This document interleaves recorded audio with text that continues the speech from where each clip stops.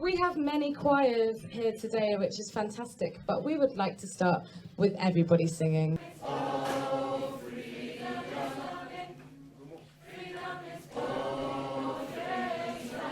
Well, I was given the opportunity to speak about my father and his experience with regards to the colour bar and the racial discrimination that he faced whilst working for British Rail in 1966. My father did receive death threats from racist organisations. It was so bad that he had to have police protection to take him to work. And via his actions, in 1968, I believe, the Racial Equality Act put in place what my father went through.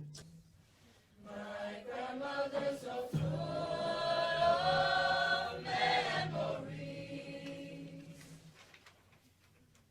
smelling of soap and onions and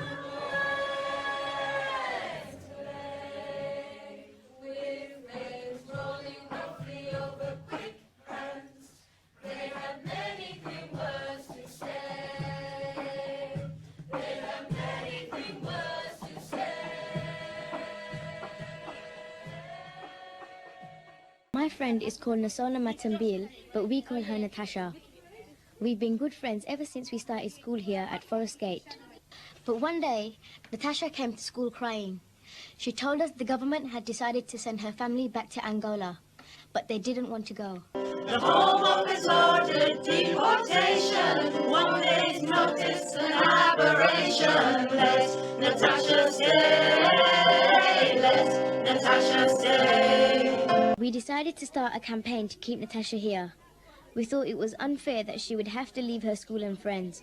We called ourselves the Friends of Natasha. We quickly organised a petition to send to the government.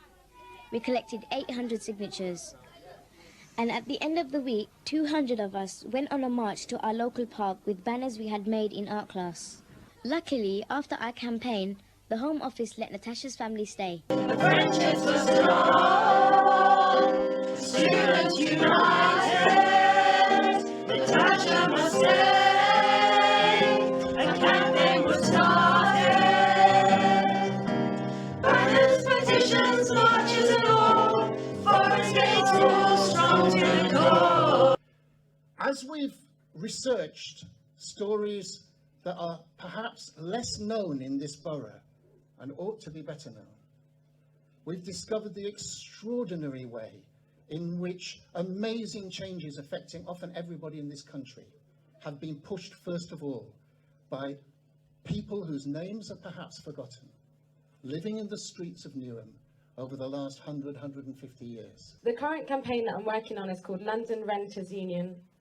And usually unions are built around workers, but this one is a brand new union for people that are renting in mostly in the private rented sector.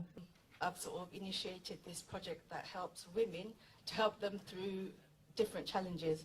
Give an inspiration to the generation, spread it to the nation, justice for all.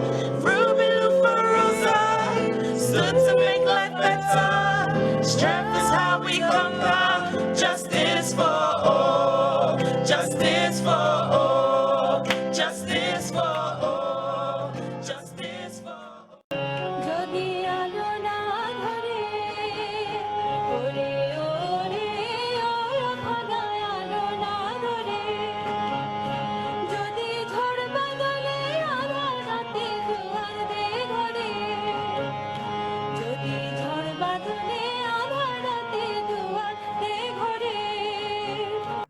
Back in 1968, the Ronan Point disaster that happened here in Newham, the campaign of Newham council block residents that insisted that there need to be new safety measures right across the country in Tower Block. That was the first time ever that the local kids, when we used to go on trial, when we went to court, they actually all got together, and there was like school strikes and such, and they'd come and support us. And we won the case, and we proved in that case that the police was institutionally racist, which came out a few years later in the Stephen Lawrence case. We talk about isolation, and when we have isolation, or when we're made to work, you know, really on minimum wages, so that you don't have the time to get to know your community, then we have issues where we don't build that trust. Our children are dying all around us. Isolation keeping us apart. Stretch out our hands to all our brothers and sisters. Embrace each other, respect our differences. Unify, we have a voice. We have a voice. The new generation has a voice. All generations have a voice. The people in the streets have a voice. The children in the playground have a voice. Those with disabilities have a voice. Silver and Lord Woolwich have a voice. You in the audience have a voice. We all have the power to change things. We can't do it by ourselves, but we can reach out to somebody else. Like a river, Yeah, like a river, like a river, just a river.